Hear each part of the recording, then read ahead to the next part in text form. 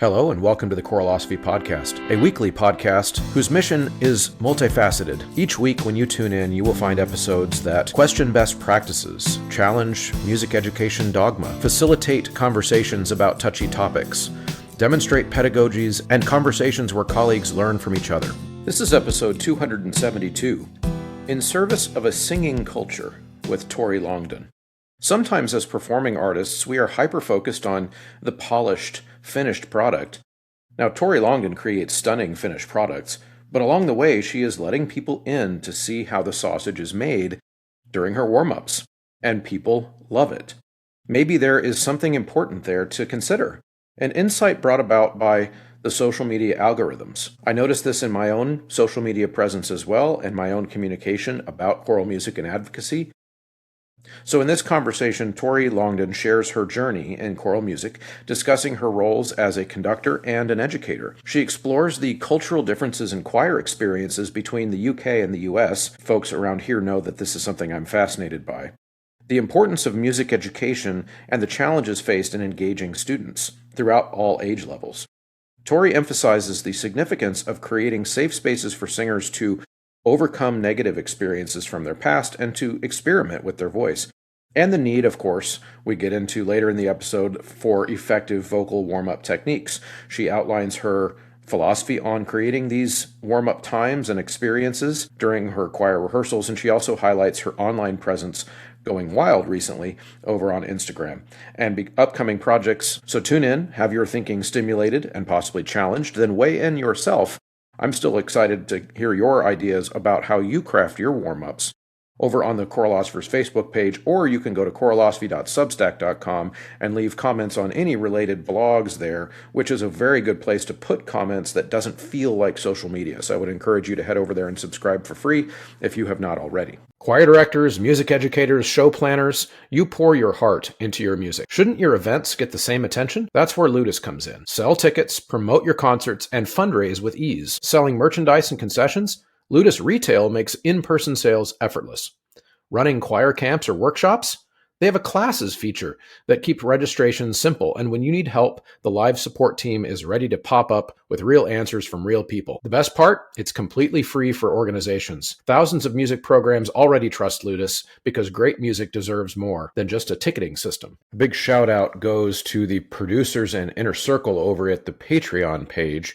These are folks that are really dedicated to keeping the lights on here at this show. Venture Studios, Chandler Smith, Brian Long, Michael Herron, Kyle Peterson, Steve and Kathy Kakachik, David Kowalczyk, Max Jackson, Angie Schilling, Rebecca Chalk, RJ McCracken, Michael Shimp, and Kyle Siddons.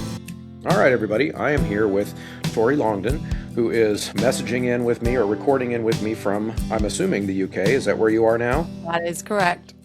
Okay, well, welcome to the show. I'm really excited to talk about what choir is like in our two home countries. It's also an exciting opportunity for me to talk to somebody who is advocating and creating choir content online, which is something that I do too, so we can compare notes as well. So Tori, welcome. Thank you. Thanks very much for having me. This should be fun. Why don't you start out by just introducing yourself to our audience here of like, who are you? What's your kind of origin story of how little Tori became a choir person when she grew up? Absolutely. So I'm a woman who wears many hats. My main job at the moment is the assistant conductor of the London Philharmonic Choir, and I also am the principal conductor of another symphonic choir in London called the Covent Garden Chorus, not to be confused with the chorus of the Royal Opera House. And then I spend the rest of my time running various different projects and organizations and workshops, basically to encourage more people to connect with this beautiful art form of ours and to lose their inhibitions, try something new and have fun, because, you know, at the end of the day, I believe that choral singing in particular is so close to a pure means of emotional expression, you know, and I want to encourage more people to see it like that. So how did little Tori start out? I came through a wonderful organization in the UK, the National Youth Choirs of Great Britain. They pretty much plucked me off the streets. I did not come from a choral family, but I found my choral family in that institution and worked on the staff team for many years once I'd finished. I mean, it's basically like loving choir camp so much that you go back as camp staff. Yeah.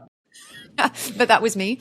And then I had quite a circuitous route into conducting. Didn't come to it until relatively late. I think I was about 23 when I decided to take a master's, and I was offered one of the 2 places on the Royal Academy of Music conducting course, choral conducting course, under Patrick Russell, who is an absolute icon, certainly here in the UK and all over the world. And so my sort of intensive training started then. It was a 2-year full-time master's, and that kind of started me on the track that I'm on today. That's interesting, and I wonder too about kind of growing up as a choral musician in the UK, or as a young singer, I should say, who maybe didn't know yet when you were little, Tori, that you would want to do this for a living and facilitate these experiences for people. When you were young, do you remember any particular musical moments that like grabbed you? Does your memory work that way, or was it more about the community and the people, or was there a music moment that grabbed you? I don't know if that question makes sense.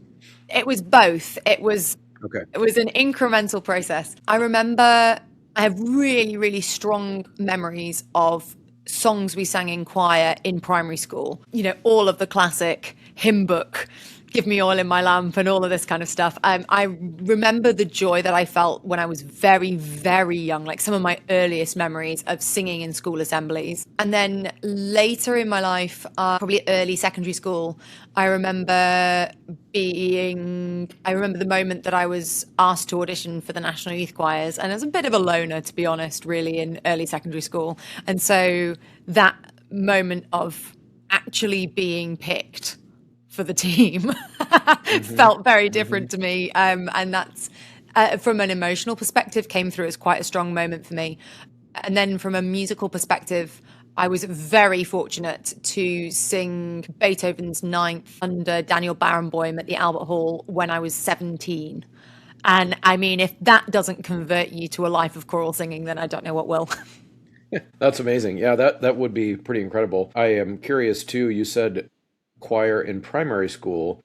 Now, tell me more about that. Of course, my day job is teaching choir. So I teach in the United States. It's very, very common for there to be school choirs that operate during the school day, oftentimes entire programs of beginning, intermediate, advanced choir You're programs lucky, that exist within because schools. we don't have anything like that in the UK. Right. And that's kind of when you said choir in primary school, what does that I'm look like talking for you? 25 minutes grabbed in a lunchtime. I see. And singing in assemblies, just whole school singing as part. I mean, and also, let's not forget, this is casting the clock back number of years to, a time when we didn't have the same level of institutional music education cuts that we do in the UK today. So you're describing a scenario that has gotten worse since you were a child. Oh, 100%. I see. And so, and I've been very fortunate to have guests who are choral musicians from all over the world, and kind of just comparing how choral music lives or operates within our cultures is just so unique. And I think this education piece is a big reason why. So the way I would describe it in the United States is that, and I think it's a mixed bag, honestly. And I want to get your feelings about this, because there are pros and cons to a variety of different ways of offering music education.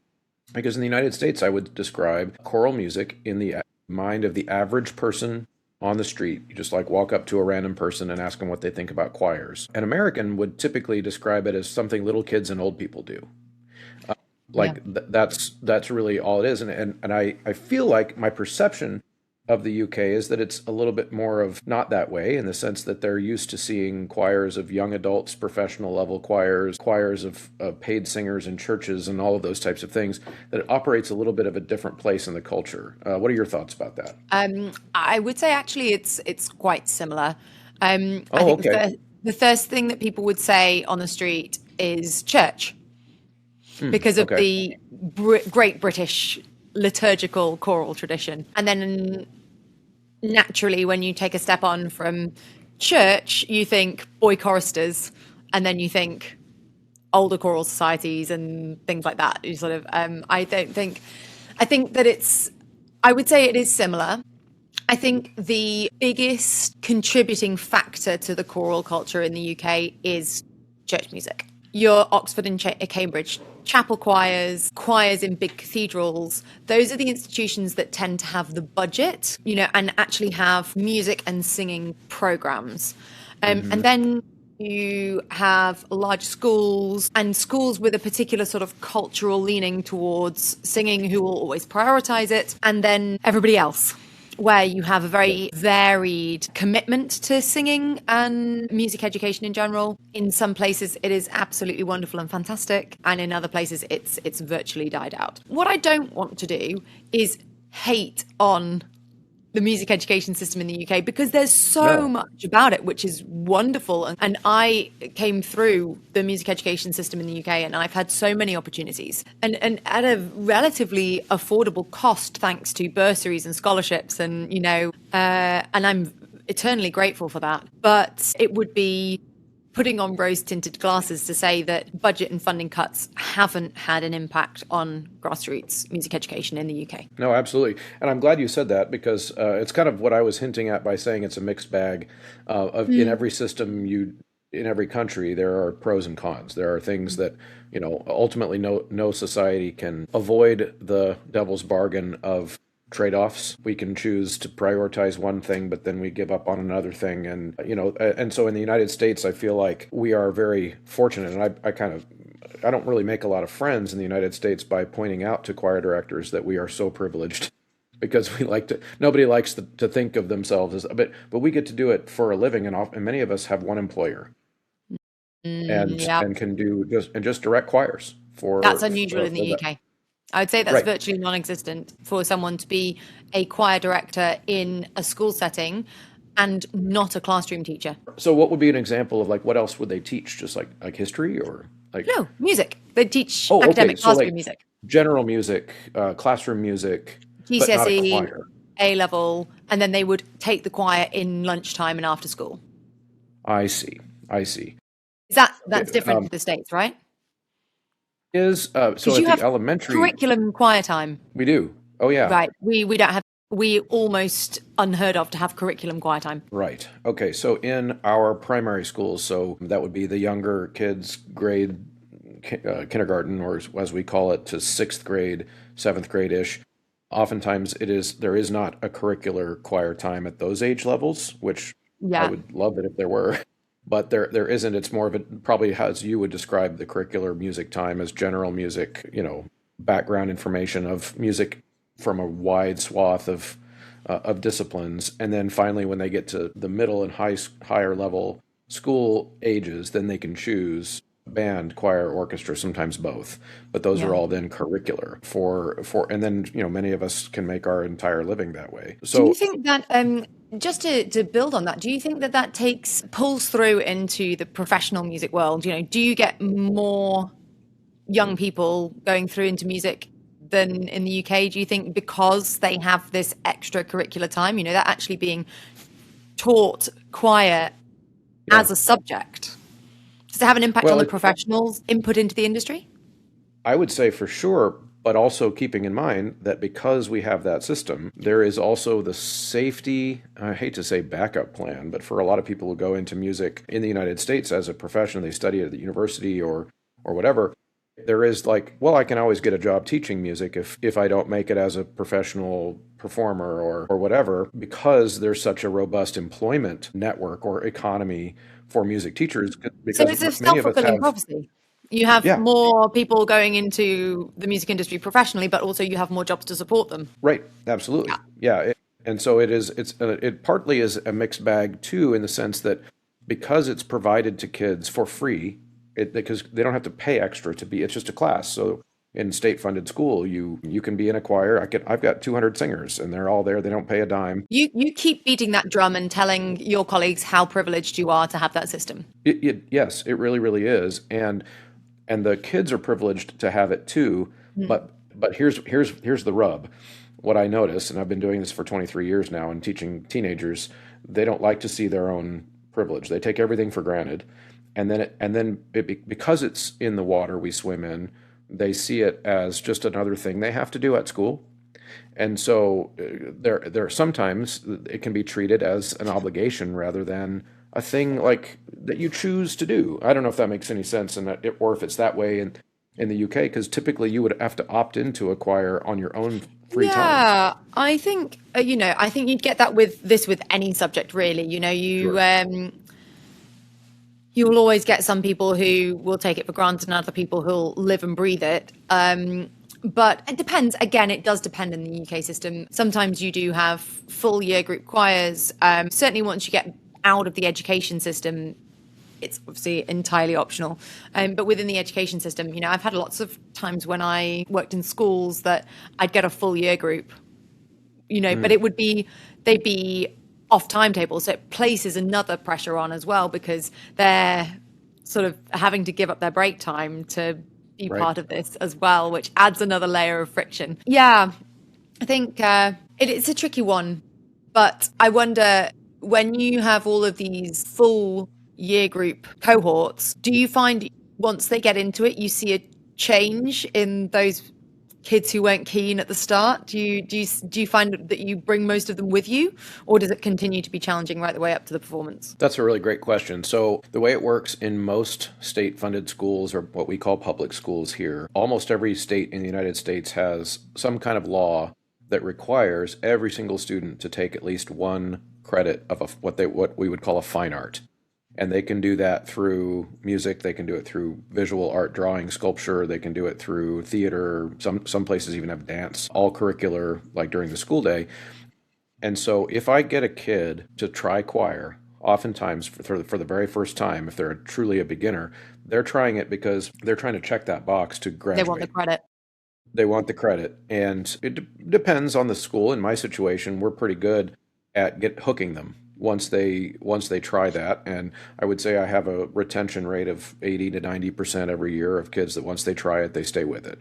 And in some cases, it's truly that they're there for the credit and they get some. I want them to learn something that's valuable while they're there. And if they never do it again, then I don't lose sleep over it. But I also know that there's going to be like another group of kids that are come through next year and they're going to try it again for the first time. And I'm not sure if that answers your question, but that's kind of Yeah, most no, of it them does. end up really enjoying it, but it's not for everyone So in sometimes. many ways, by making it compulsory, you're widening access in a way because Hmm. you're giving students something that they end up wanting that they didn't know they wanted in the first place. So those students wouldn't have had access to that had it not been compulsory. Absolutely. It's just a Yes. different way of thinking about it, I suppose. Yeah. It's Yep. another way of spreading the art form wider. Yeah. No, you're absolutely right. Yeah, I think it's a really, like I said, it's a privilege. We get to expose people to, and I would make an argument too in music education in general that possibly the most inclusive way to deliver a music education is through a choir because of the lack of equipment that we need. Like we can just, you know, Yes, it's give me an uniquely empty room. accessible in classical music. Hmm. Yeah, absolutely. And especially for somebody who's never picked up an instrument before and they've never had any kind of exposure to music reading or any other types of things that like you can start day one making music and then build from there. The So that's barrier very of entry is interesting, very actually. low. I agree with you, but I think it's also a double-edged sword because Hmm. you need no equipment to get involved with choral singing, but at the same time, it is for many beginners uncomfortably close in terms of your Like vulnerable. confidence and your vulnerability. Absolutely. So we Yeah. have a great responsibility to take care of those people from the moment that they start to engage with singing, to make sure that they have a safe space to experiment in. Yeah. Ensemble trips can be more than just a performance. They can build community, inspire artistry, and give students a reason to stay invested. That's why I recommend Kaleidoscope Adventures. For more than 30 years, Kaleidoscope has helped student groups travel with purpose, combining performance opportunities with experiences that deepen musical understanding and create lifelong memories. They'll help you find the right destination, the right venue, and the right balance of music, education, and fun. And they manage the planning from start to finish so you can focus on your job as an educator. To explore options for your choir, visit mykatrip.com or find the link in the show notes. No, absolutely. Do you get to work with many like true beginners in your work at all? Less So nowadays, but in the early years, almost exclusively.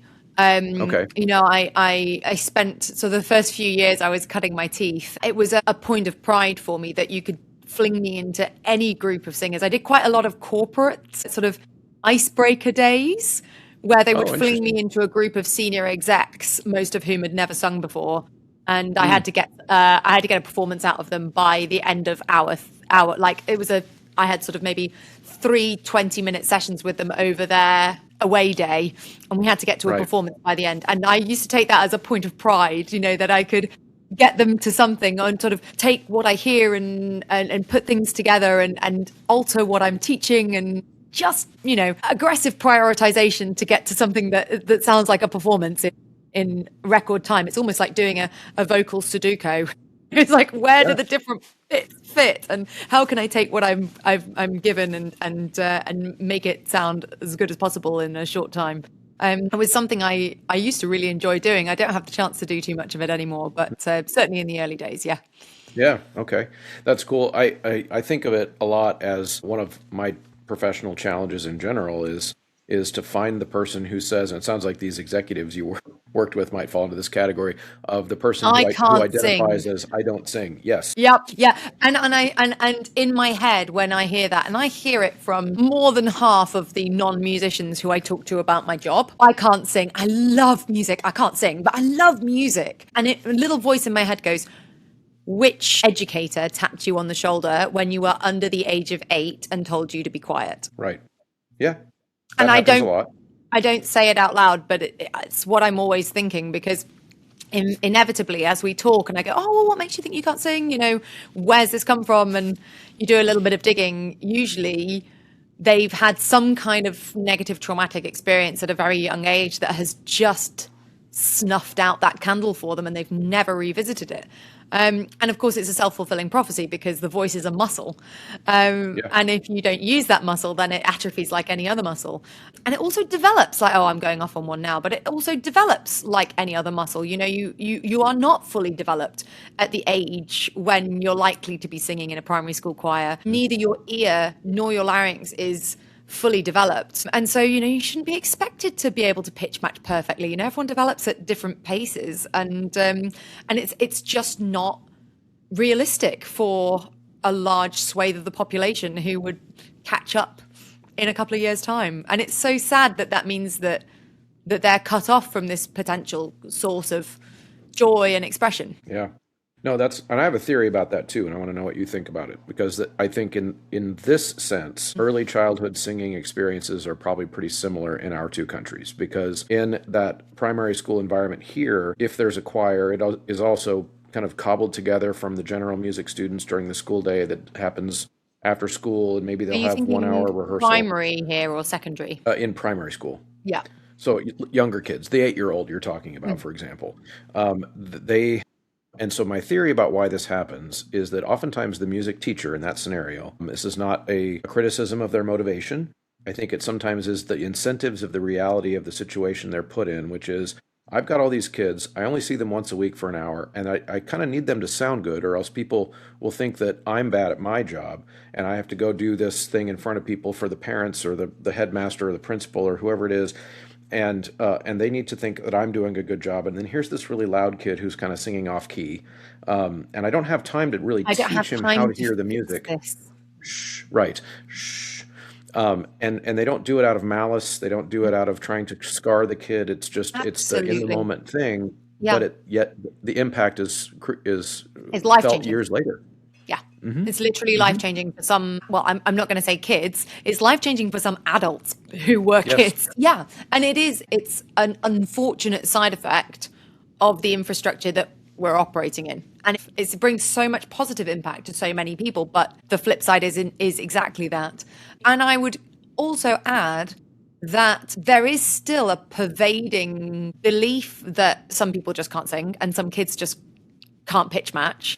Teachers who come into contact with kids of that age about how the ear and the larynx develop in middle years. So I'm thinking between the ages of 4 and 6 or 7, which is usually when kids start classroom singing, but also the absolute danger jungle years in terms of both ear development and larynx development. Yes. When you really cannot expect a 4-year-old or a 5-year-old to pitch match accurately if their larynx and their ear are developing at a rate of knots and at slightly different speeds and blah, blah, blah, blah, blah. Physiologically, it's not something that you should expect. And it has absolutely no bearing on what kind of oral skills that human being will end up having at the age of 7, 8, 9. I prove that every day when I teach 14 and 15-year-olds who have never sung before how to read music fluently in a year or two, because if they have a systematic pedagogy every day, they can do it. Yep. If every educator who came into contact with kids of that age group knew that, I think they would approach. Had the time. Well, no, not necessarily had the time, but just understands if this kid doesn't sing in tune, it doesn't mean they're bad at music. They are of the age where their ear is still developing. I mustn't say you can't sing. Mm-hmm. Right. If we could just put that one little nugget of information into the heads of any educator, whether they're music specialist or not, any educator who comes into contact with young singers, I think it would make a significant difference. So one of the things that I talk about a lot on this show in the context of music instruction and music reading and all that is I'm very much a music is a language person. And when I make this argument, I don't say it's kind of like a language. I think it operates in our brains so much more like a language than a lot of us realize, especially in the context of like singers, because we have to think it and then speak it. Like it's different than a piano player who, for example, when I press down the G key on a piano, I don't necessarily have to know what a G sounds like ahead of time. Mm-hmm. Yep. But to sing it, I do. Like I have to, like it won't come out correctly if I don't have it functioning in my brain at the same time. Mm-hmm. And in those ages that you specified, that age 4, 5, 6, that's the prime language learning time. The ideation of it is so important. Yes. And so sadly, a lot of times kids in a lot of countries don't get that instruction until much later in life. But really, if we were really doing it right, we would be doing this in those language learning years. This is the general principle that Kodai schools built around. Yes, absolutely. The child's music education begins 9 months before the birth of the mother. I think Zoltan Kodai said. And begins with the voice, and it has to be the foundation of like a spoken language. Okay, I have another question about culture real quick before we move into some of the really awesome content that I have seen you making online, which I'm excited to talk about too.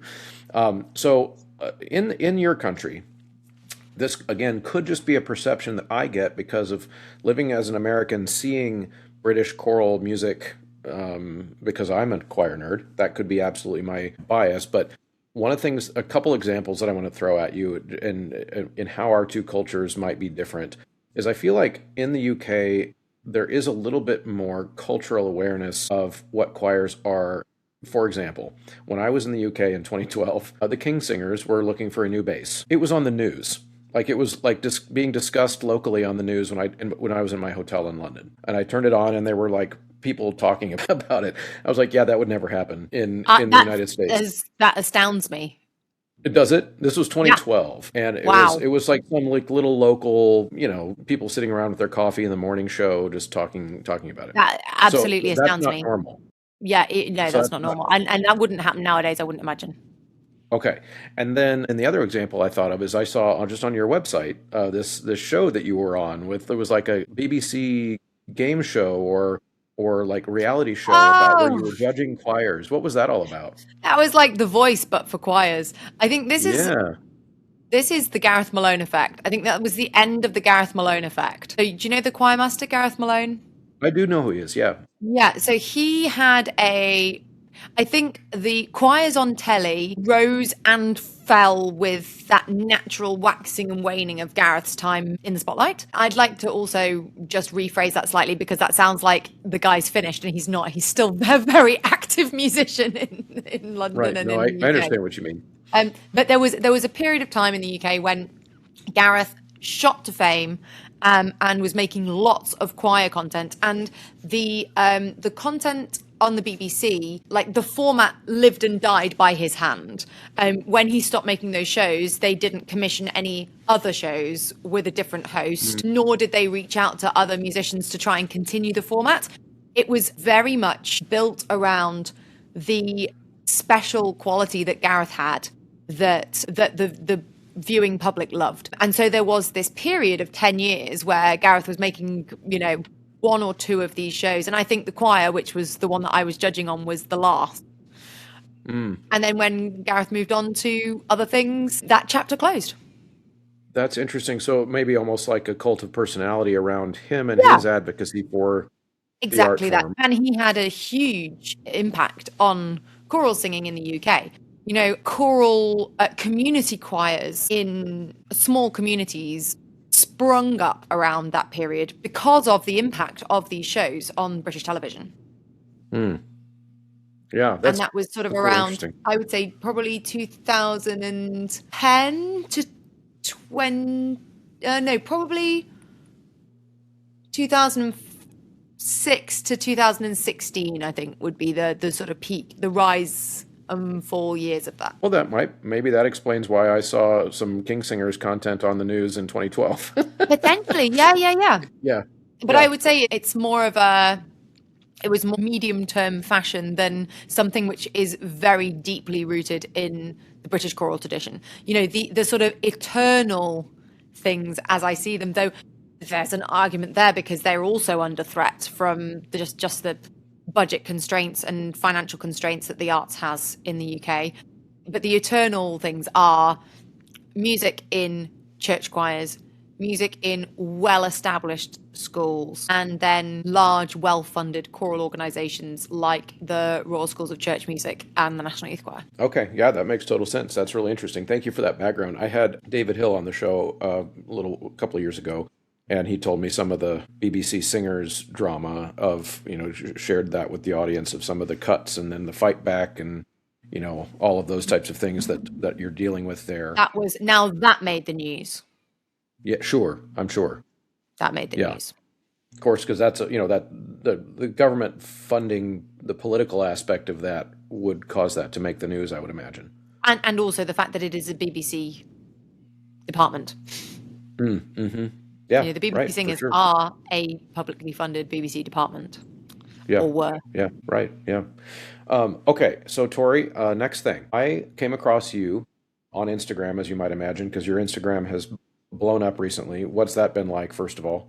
Wild. I think I started putting out some content when I went to Australia this year. So I do an annual trip to Australia where I lead workshops and guest conduct and teach conductors. I thought, sitting in hotel rooms at night, I'll make some content and put it out. And yeah, I've just responded to what people liked and what people said they were interested in and wanted more of. And I think it's an eternal problem that conductors have, that nobody ever quite knows what you do. Yeah. If I'm talking to someone in the pub, they go, "Oh, you're a conductor.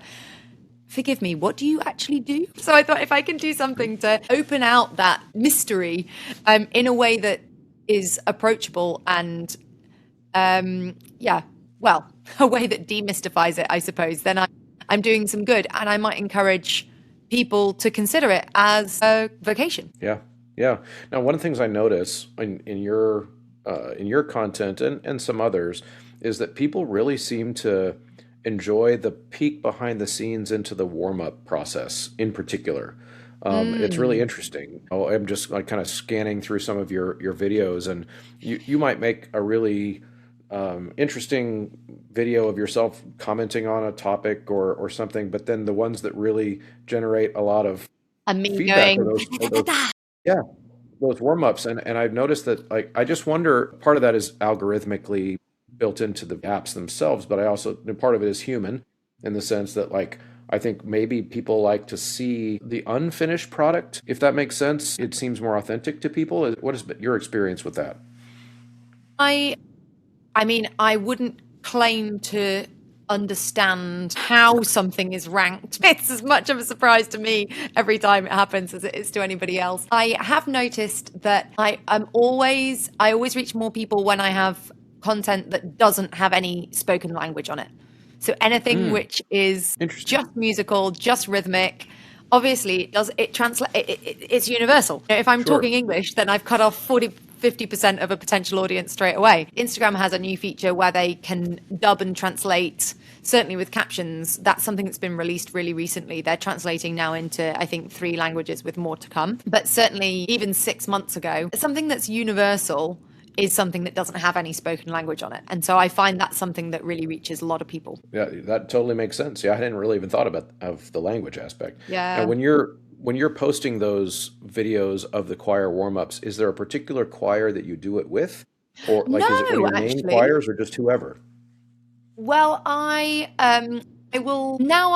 I've sort of got into the habit of. I have a tiny little camera, and I've just got into the habit of just putting it next to me whenever I'm leading, just because you never know, and you might capture something that could potentially be interesting. And also, if you put it up every time, then it becomes normal, and your brain ceases to think about it, which also is much better for, being really natural and engaging with the actual choir in front of you. So I record the content with any group I'm working with. The choir that I work with most frequently, naturally, I end up grabbing more stuff from, and that's the Covent Garden Chorus. But yeah, I think it's also nice with groups in fact, yeah, this is I'm sort of thinking about the answer as I'm speaking.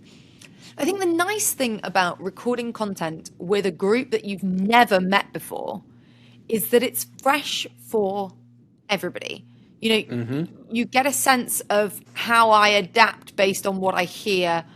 It's not rehearsed content. It's not familiar. It's very fresh in lots of different ways, because there's one piece of content when I'm doing my like singing with numbers, and I'm doing numbers on hands and things. That was with a group I'd met 5 minutes previously, and so you can see in the film how I'm responding to what I hear, and I'm making the challenge easier or harder depending on how good their intonation is. There's a longer cut of it that actually I'm hoping to release soon, which shows that process better, because it shows how, when I'll stop, when I'll insist on proper intonation, when I dial back the challenge because they've not achieved it to the right level of excellence yet, and then I go on and on. I think the supercut version that's like a minute on Instagram was actually a 6-minute exercise. But there is something fresh about recording with a group that we're all getting to know each other. The audience who watches it on Instagram is getting to know me and that group of singers at the same time as I was getting to know that group of singers, and they were getting to know me. And there's something nice about that. Yeah, for sure. Now, what is your warm-up philosophy? And what I mean by that is, are you a kind of a set of go-to exercises that you like to use on a regular basis, or are you I'm going to wing it in the moment kind of person, or a mixture of both? How do you put together what goes into warm-up time when you're with a choir? Every time I plan a warm-up, I only ever make it to step 2. And What does that then mean? if I plan a 5-step warm-up, I will go off piste by step 2 at the latest. I see what you're saying. So Got it. I will have an idea of what I want to do, and then I will respond to what I hear. And that always takes me off piste.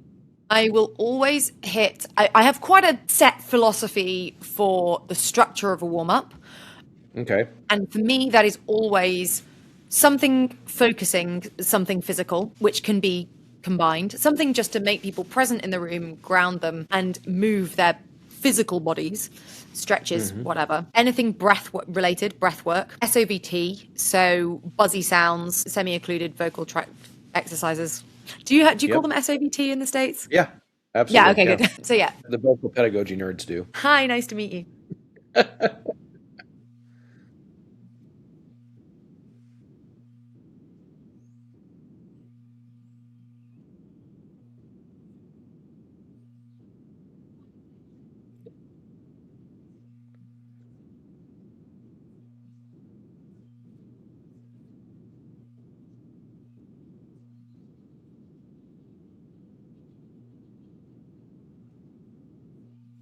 and not warming up. Oh, I see what you mean. Yes. Okay. So once we've started. So I would rather be like, whoa, yeah, why, than going la la la la la la la la la la la la la la la dum dum. So I'm a little bit allergic to those kind of exercises as warm-ups, because I see those as, I'm like, well, what's the pedagogical reason behind that? Why are you doing that? So what would your answer be if someone were to do those? What would they be for? I mean, from a singing technique perspective, I suppose you do vocal eases to find consistency throughout your register. So, you're doing it to negotiate how you might move through the passaggio, or to find how you bring your tone quality between different registers more evenly. These are things that I think are so personal to the individual voice that it is dangerous to try and do it in a large group of singers. What you end up getting is, certainly if you're doing it in a warm-up situation, you get people with voices that are not yet fully warmed up, because let's face it, you can't fully warm up your voice in 5 minutes. You need 20, 25 minutes before you're really firing on all cylinders, just because of how your physiology works. If you're then doing these pretty vocally intensive exercises, moving through different registers at a rate of knots, going up stratospherically high to really tricky areas of some people's registers, and you're also trying to find an exercise that fits an enormous group of singers, all of whom are different voice parts, let alone actual voices, then you're highly likely to be straining some voices in some areas, which is not warming up. Now, with the Covent Garden group that you mentioned as kind of your main or most regular group, how would you describe the experience level of the singers that are there? Are these adults who have been singing their whole lives? Yeah, they're adults. They've studied music at university, or they've sung in university level ensembles or chapel choirs. They're either early stage professionals. Probably I would say about a quarter of the choir are professional musicians.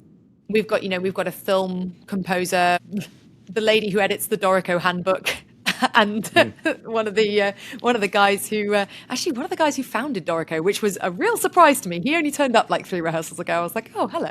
You've got some interesting stories. I'd love to pick your brains. So about a quarter professional musicians, and then 3/4 have chosen different careers but sung to a high level when they were at university or just after. The reason I ask is because part of those philosophies, I agree with everything that you said about how you structure your warm-ups. However, my reality is different in that I oftentimes am teaching 14-year-olds who don't know how to get their vocal folds to touch, let alone build a chord.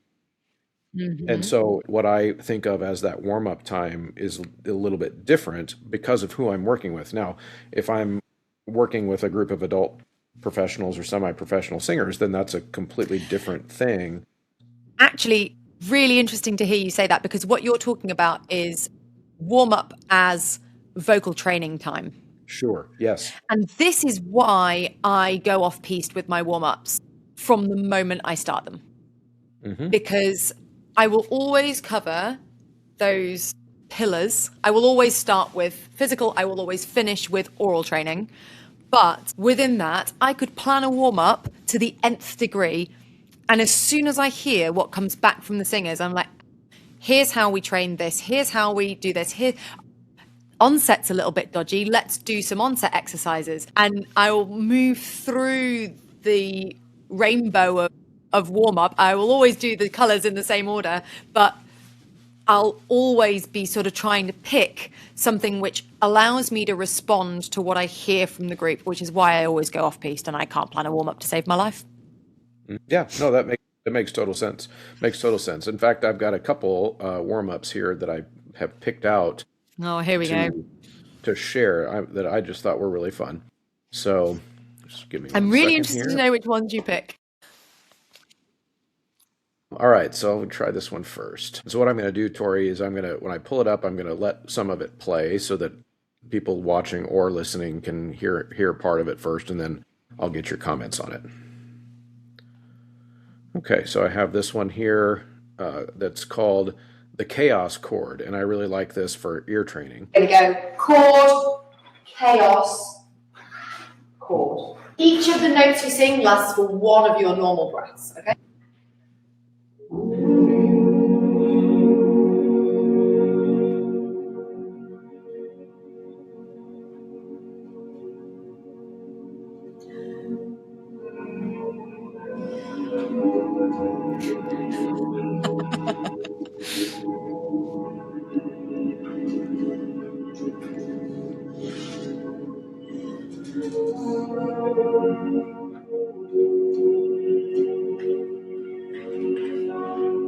So I chose that one because I really like the idea of giving, I'm thinking about it in my own context with student singers, giving them a little bit of an improvisatory freedom, but then being able to bring that audiation, the internal concept of like, where did I start? Now I'm going to go do something else. And for young kids, that's a really important first skill. And so talk to me about what you were trying to accomplish in that exercise. Yeah, exactly what you've said. Individual responsibility. Mm-hmm. So giving them a little bit of freedom, but also placing responsibility on them to remember the note that they'd come from. It's an exercise that requires more focus than you might think, especially if you spend your time, if you're listening very actively to what's going on in the room around you. It is possible to forget where you came from. So you have to be able to hold those two things in your mind at the same time, you know, both having that internal picture of the sound that you had that you're going to go back to, and the external picture of how you fit into the chaos around you and not get distracted. So it's building that independence and individual responsibility in the singers.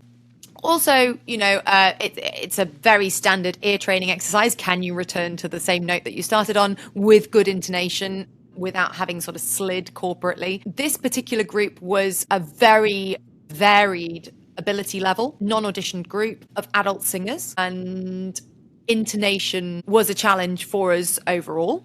And so I did a lot of different exercises like this to just work on intonation and to build. I'm all about building on strengths. So if you have a singer who is maybe has sung in a choir where they're used to going flat all the time, you can't tell someone to just sing in tune. You have to give them skills to help them to stay in tune. One of those is physical sensation. You know, that is something that everybody has if they can tap into it. They know what a certain pitch will feel like in their voice, and you can start to relate that to what's going on in the room around you. So for this, again, this was a short clip of a longer exercise where I was encouraging them to tap into the physical sensation of the note that they were singing and use that as part of their memory to get them back to that same note again.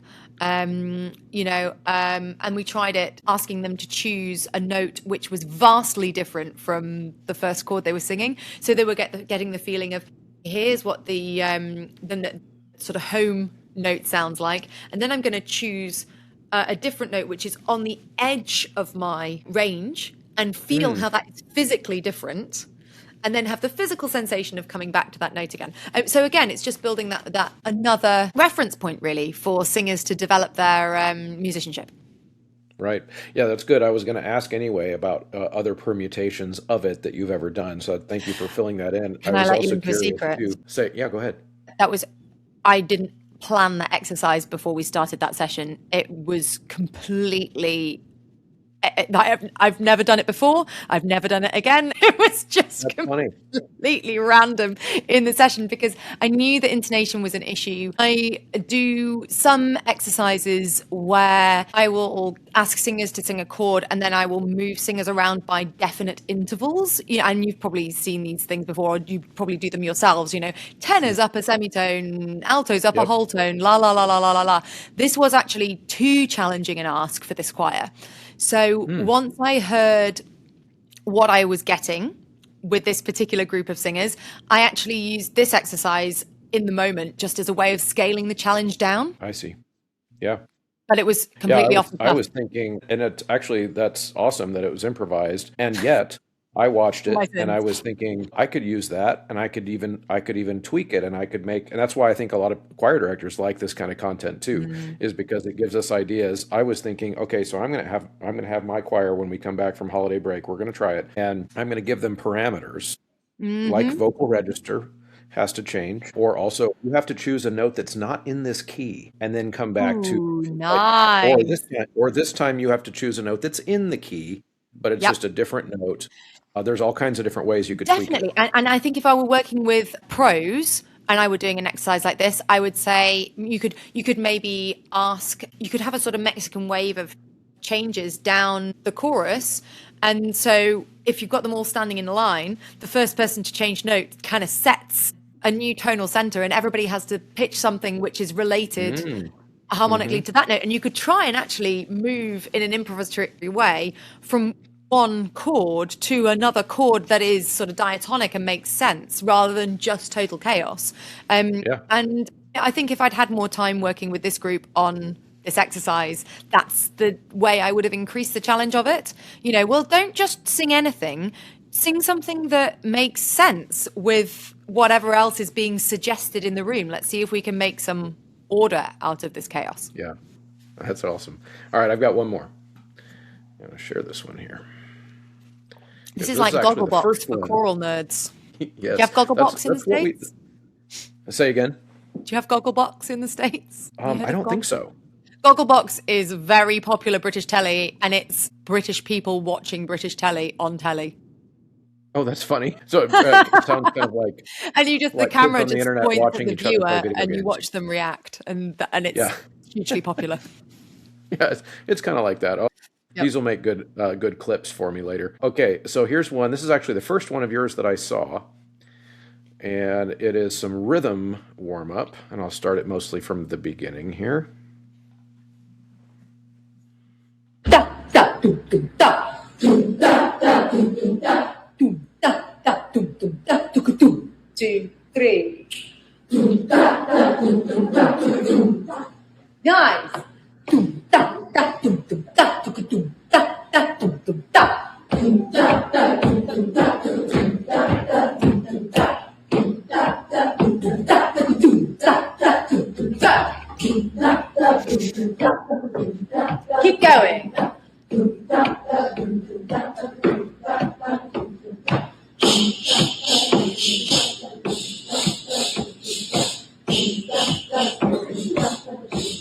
Grow up a little bit.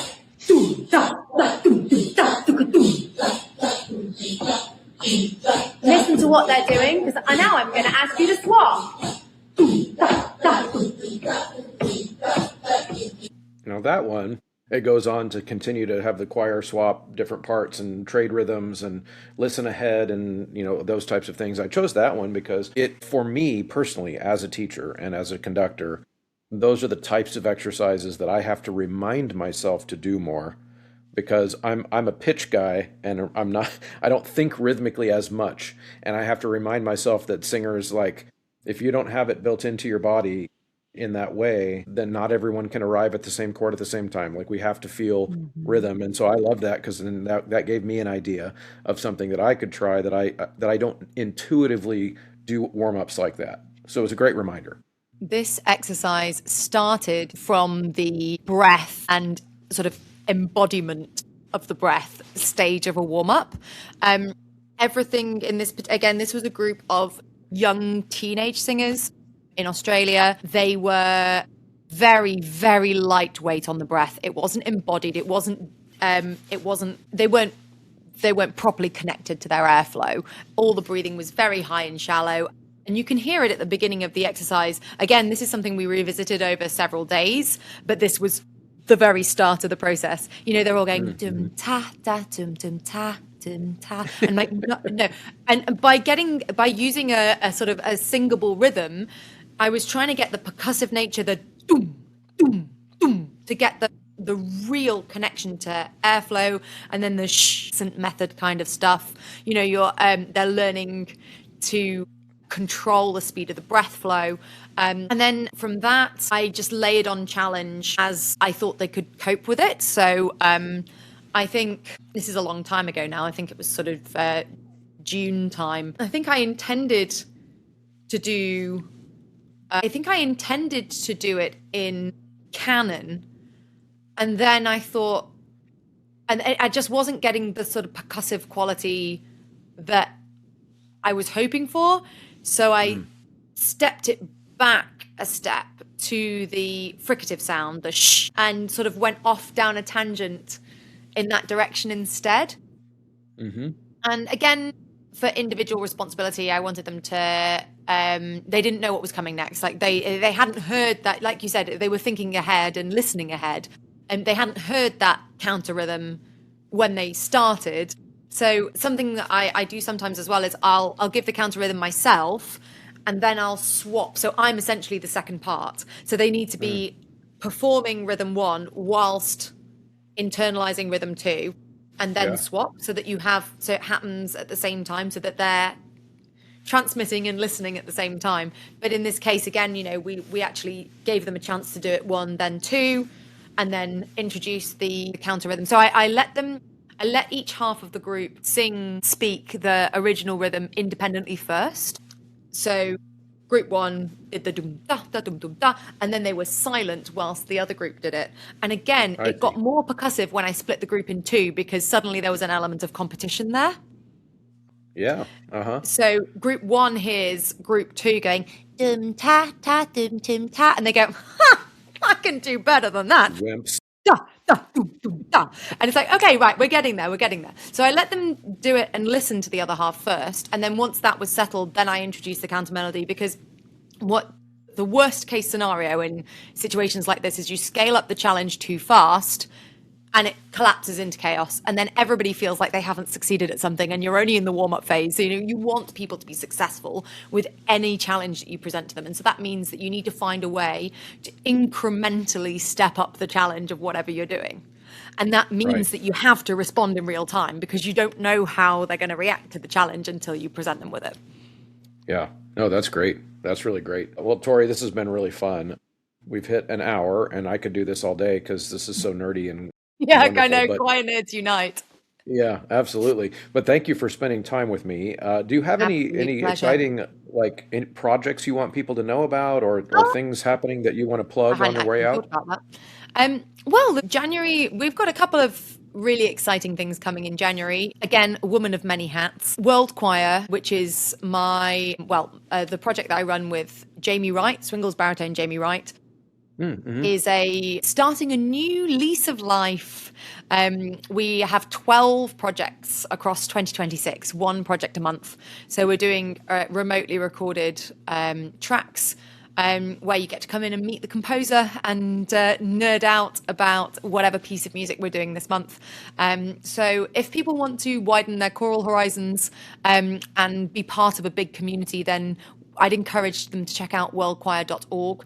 We also do in-person big choral courses. So we're going to the Eisteddfod at Llangollen this year, and then we have a big choral course coming up in November in an undisclosed European city that's coming out in January. Oh, cool. And then with another hat on, we have a new choral conductor mentoring program launching in January called Forge.